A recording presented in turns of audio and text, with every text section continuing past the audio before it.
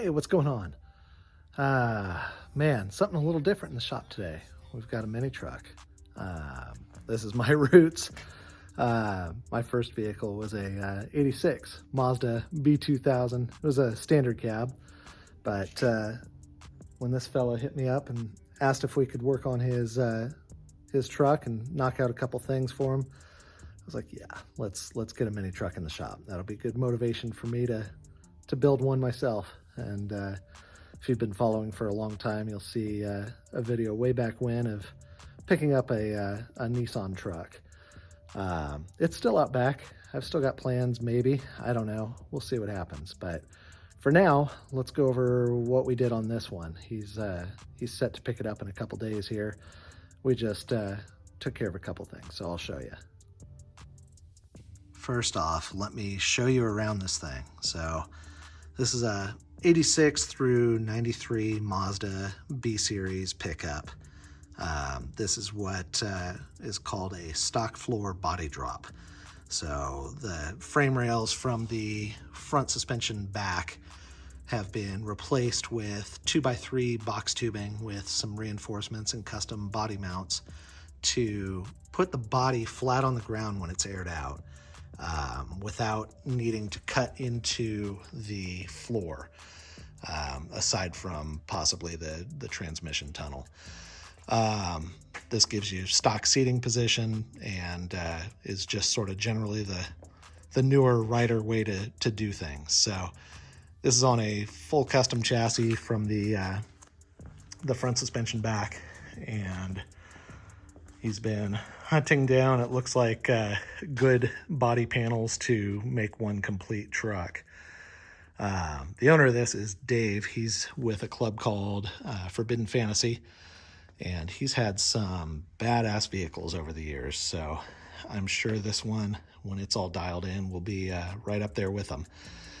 So you can see those custom chassis rails here. I'll put this thing on the lift and we can actually get under it and you can see a little bit more, but you can see this thing.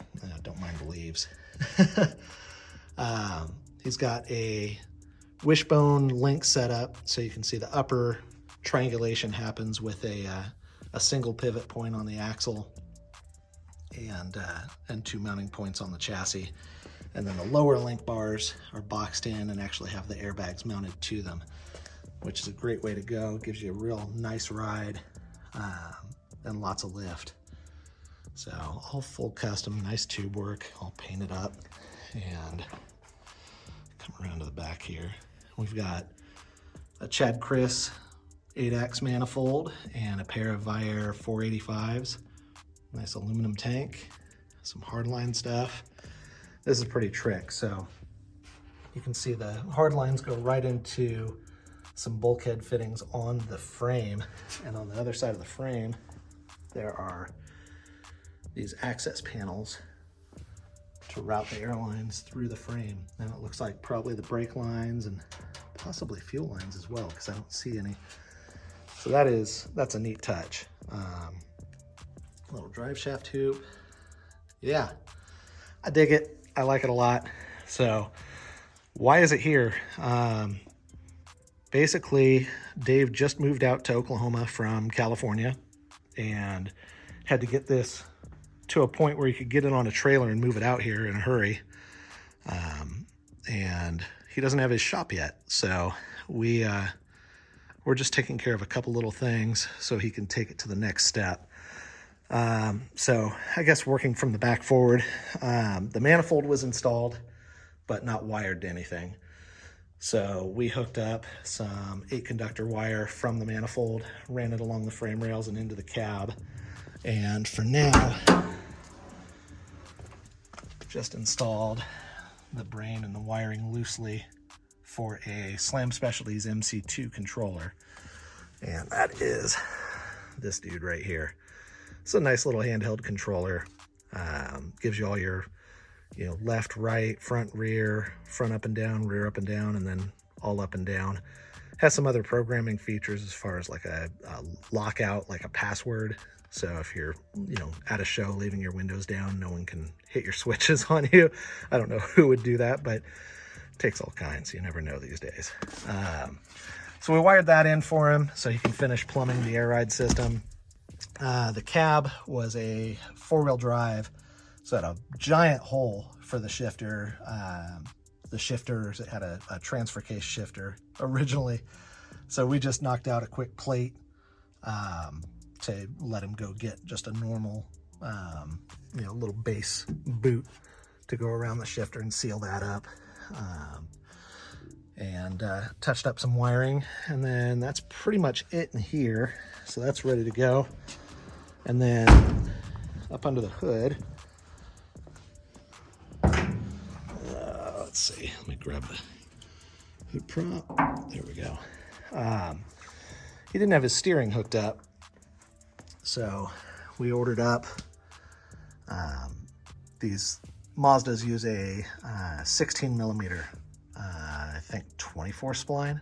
I could be wrong on the count.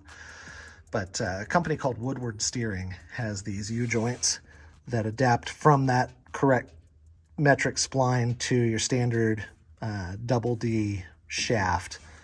Man, I said double D and shaft. This thing's getting demonetized for sure.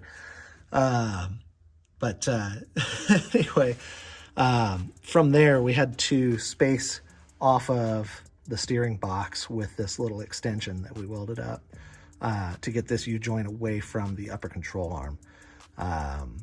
It was, with the U-joint there, it would have ended up hitting. So we just extended that up, linked those up, so now he has steering. And then the lower ball joint, let me see if I can get my hand down there. There we go. There was a lot more thread. So this is, I believe, a Toyota spindle. I could be wrong on that. It's converted to 5-lug, so I don't know what spindle this is. But these are Mustang 2 upper and lower control arms. And the taper was good, but the castle nut was so far down that it wasn't engaging the hole in the ball joint for the cotter pin. So we just machined up some spacers real quick to put the castle nut up higher on the thread so you can lock that in when he's done putting everything together. So yeah, just minor stuff. We double checked his timing. Turned out it was spot on. He's still got a spark issue that I'm gonna hop online and see if I can diagnose it before he picks this up in a couple days, but it's getting power to the coil but not firing. So we'll see if I can knock that out for him or if I'm gonna leave that for him to do. But yeah, other than that, it's one of those in-progress projects, but it was cool enough that I figured I wanted to share it with you. So let me get it re-racked real quick and I'll show you what it looks like underneath as well. Okay, with it up on the rack, we can kind of go over some of the details that make this thing special. This is a pretty custom chassis setup. As you can see, it's still original rails up to a point, and then switches over to a 2x3 box running all the way back. So what they call a stock floor body drop, basically without channeling the floor and making less headroom, you still get the rockers flat on the ground with this type of setup. So you can see it's going to be nice and flush when it's laid out. He's got, for front suspension, it looks like modified Mustang 2 arms, and then you can see the steering up in there. But still using the Mazda steering box. So kind of an interesting setup. But whoever made the chassis did a real good job as far as kind of accommodating all of the wiring and exhaust and everything. There's room, there's little notches in all the cross members and all that to make sure everything will have a place to go. And back here, just a nice, neat setup. So we kind of gave it a once over, made sure there wasn't anything loose or needing to be dealt with so we can get this thing on the road. I know it's going to be coming apart again before its final assembly, but still good to go through it all. And there's those pass-throughs that I was talking about. Unbolt that, and then you've got access for your brake and fuel and airlines and everything front to back. Really trick setup. Might be copying something similar to that. on our next build. But yeah, so yeah, let's get it back on the ground and get it ready for him to pick up. Man, this thing is just too cool. Well, I'm gonna let it get some sunlight here while we've got it. We got some bad weather coming in next week. It's just cold today, so we can live with that. But we're all set here. Dave can come get his truck and we'll move on to the next project. That'll be a real fun one to share with you. So stay tuned. I'll do my best to be more diligent on posting these videos. Thanks again for watching, guys. Appreciate you.